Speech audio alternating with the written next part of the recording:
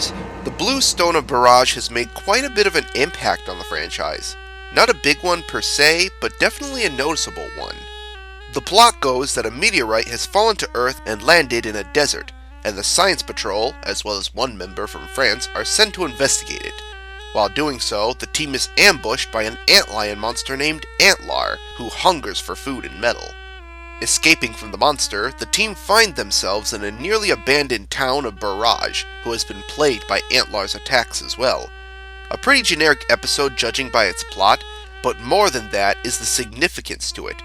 Baraj's god, Noah, would go on to be a bit of a pivotal terminology in the franchise, be it the introduction of Ultraman Noah in Nexus, and the terminology to describe the Aegis armor of Ultraman Zero, all of which were termed as Noah as well.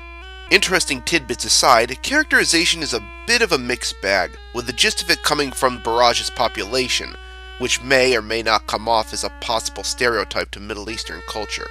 More importantly than that though, the setting in which the episode takes place in is surprisingly pretty authentic looking.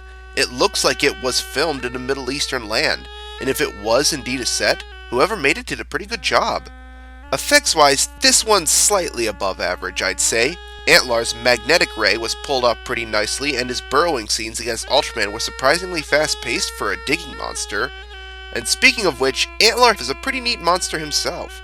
Not only going toe-to-toe with Ultraman and nearly winning, but also being the first monster to no-sell his Specium Ray, as well as being the first monster to be defeated by the Science Patrol instead.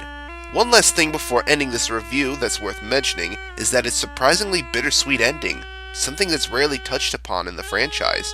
Although Antlar lost the fight, he won the war. What war is that? Check out the episode for yourself to see the answer.